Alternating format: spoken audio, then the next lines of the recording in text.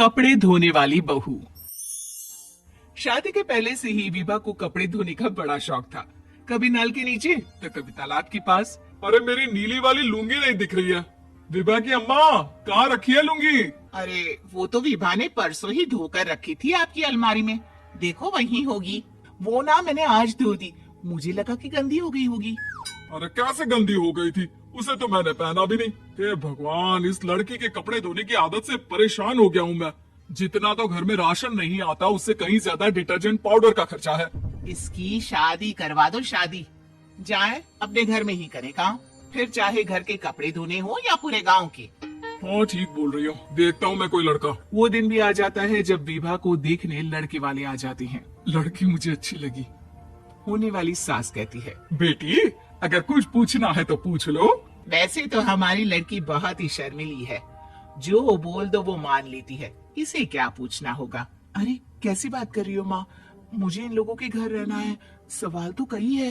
हाँ हाँ बेटा, पूछ लो ना, क्या पूछना है। आप लोगों के घर कपड़े कौन धोता है? सास का मुंह बन जाता है। देखो, अगर तुम ये कहना चाहती हो कि तुम्हें कपड़े धोने नहीं आते तो सुन लो, कपड़े मैं ही धोती हूँ, लेकिन तुम्हारे आ जाने के बाद मैं रुमाल तक नहीं धोऊंगी। अरे चुप रहना भाग्यवान, बहू बेचारी घर आई नहीं, उसे डराना शुरू कर दिया। वो क्या है ना बिटिया, अभी तक तो ये कल्लू की माँ ही धोती थी, लेकिन अब तुम्हारे पापा तो दहेज में वॉशिंग मशीन देंगे ही। तभी विभा की माँ बोल पड़ती है, सवाल भी पूछा तो क्या, वैसे भाई साहब मशीन की तो फिर भी कपड़े धोने की कैपेसिटी होती है। मतलब जो बिटिया दे रहे हैं ना विभा, इसे कपड़े धोने का बहुत शौक है। ये आप लोगों की क्या, आस पड़ोस गांव मोहल्ले सबके कपड़े धो दे और उफ तक ना करे। बाहर देखा नहीं आपने कितने कपड़े सूख रहे हैं, सब हमारी बिटिया ने ही तो धोए हैं। बस भी करो ना माँ, शर्म आ रही इतनी तारीफ सुनकर। और तो और एक दाग निकाल कर दिखाओ तो मान जाओ। हाँ अच्छा, माफ करना बेटा, मैंने गलत समझा।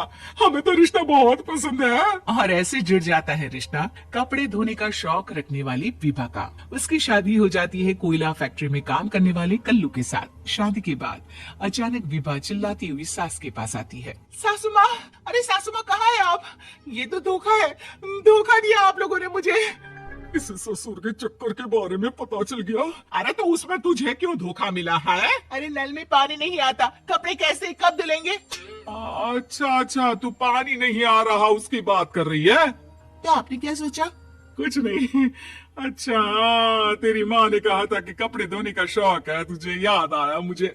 शौक बोलकर कपड़े धोने वाले मेरे जुनून को कम ना आके सासू माँ, कपड़ा धोना मेरा गुरूर है।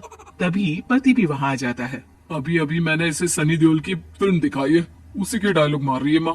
अच्छा सुन, साफ साफ बता रही हूँ, पानी सुबह 4 से 6 और शाम को 10 से 12 आता है, समझी? विभा टाइमिंग सुनकर हैरान हो जाती है। ये क्या भूतों का मोहल्ला है? सुबह 4 बजे उठकर कौन कपड़े धोता है? 4 बजे टंकी में पानी जाता है, फिर सारा दिन धोना ना, किसने मना किया? अरे कैसी बात कर रही है? 200 लीटर की टंकी में कितने कपड़े धो लूंगी मैं, सुबह ही उठ जाऊंगी मैं। अब क्या था, विभा सुबह 4 से लेकर रात के 12 बजे तक कपड़े ही धोती रहती। एक रोज सास पड़ोस से निकलकर कहीं जा रही होती है कि साथ वाली कहती है, हाँ कल्लू की माँ, जरा ये बताओ कि 2 साड़ी है, 2 ब्लाउज और एक पेटीकोट और एक नाड़ी वाला लंबा कच्छा। हाँ तो? अरे तो क्या, कितना लोगी धुलाई ये बताओ। 2 बन दिख रहे हैं हम क्या? हमारे पति सरकारी नौकरी से अभी रिटायर हुए हैं और बेटा सुपरवाइजर है कोयला फैक्ट्री में। 2 बन समझ रखा है हमें। हाय रे कल्लू की अम्मा, माफ कर दो, वो तो मोहल्ले में यही सब बता रहे थे कि तुमने बहू को कपड़ा धुलवाने के काम में लगा दिया है। सास को पड़ोसन की बात सुनकर गुस्सा आ जाता है। वो घर पहुंचती है जहां घर के बाहर ही इतने सारे कपड़े सूख रहे होते हैं जितने कि किसी धोबन के घर पर। अरे ओ कल्लू की दुल्हन, बाहर निकल। माँ जी यहीं आ जाओ, बाथरूम में चादर धो रहे हैं हम। अरे अभी हम धोते हैं, तुमको बाहर निकलो। ये आस पड़ोस वाले बोल रहे हैं कि हम बहू से कपड़े धुलवा कर उसे कपड़ा धोने वाली बना दिए हैं। अरे छोड़ो ना माँ जी, किन लोगों की बातों में आती हो? आस पास के लोगों का तो काम ही होता है कि वो किसी तरह सास बहू को लड़ा दे। बहू सारे घर के कपड़े धोती है, ये क्या कम है? बोलिए।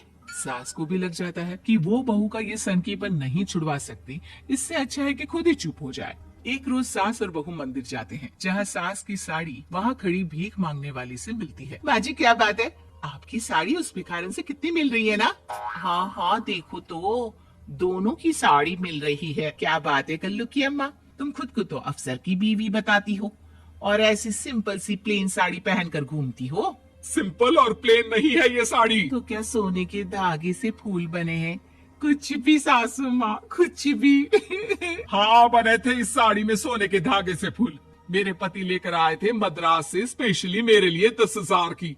ताहे भाई साहब इस भिखारन के लिए भी सेम टू सेम साड़ी लेकर आए होंगे 10,000 की। सास उस वक्त तो कुछ नहीं कहती, लेकिन बहू के साथ घर आती है और अलमारी से एल्बम निकाल कर लाती है। ये साड़ी देख रही है, ये वही साड़ी है जिसे मैंने अभी पहना था।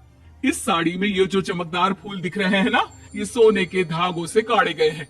लेकिन तू लोकल वॉशिंग मशीन ब्रश से घिस घिस कर सारे फूलों को निकाल कर साड़ी प्लेन कर दी। मुझे माफ कर दीजिए सासू माँ। और तो और, जब मैंने तुझे तेरी गलती के लिए कुछ नहीं कहा, लेकिन तूने तो सबके सामने मेरा मजाक ही बना दिया। क्यों? बहू को समझ में आ जाता है कि अब से उसका कपड़े धोना बंद।